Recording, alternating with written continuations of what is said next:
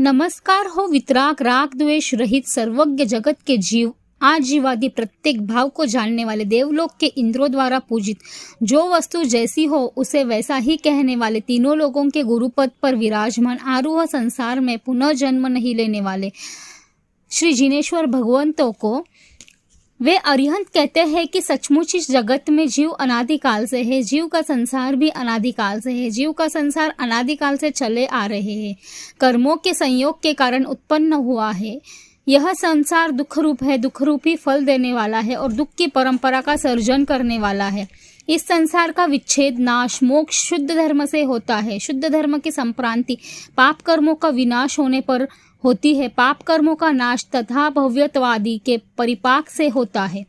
इस तथा भव्यत्वादि का परिपाक करने के साधन इस प्रकार के अरिहंत आदि चार शरण को स्वीकार करना, स्वयं के दुष्कृतों की गर्हा निंदा तथा निज पर के सुकृतों की अनुमोदना रूपी आचरण करना।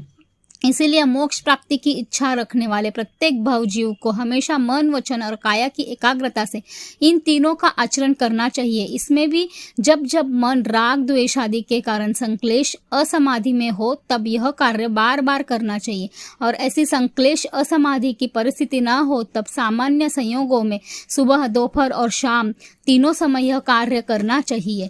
मुझे आजीवन भगवान परमोच्च स्तर के तीनों लोगों का नाश, सर्वोत्कृष्ट स्तर का पुण्य समूह धरने वाले राग द्वेष और मोह, अज्ञानता से रहित अचिंत्य चिंतामणि रत्न समान संसार सागर पार करने के लिए जहाज समान एकमात्र शरण करने योग्य श्री अरिहंत परमात्मा शरण रूपी प्राप्त हो।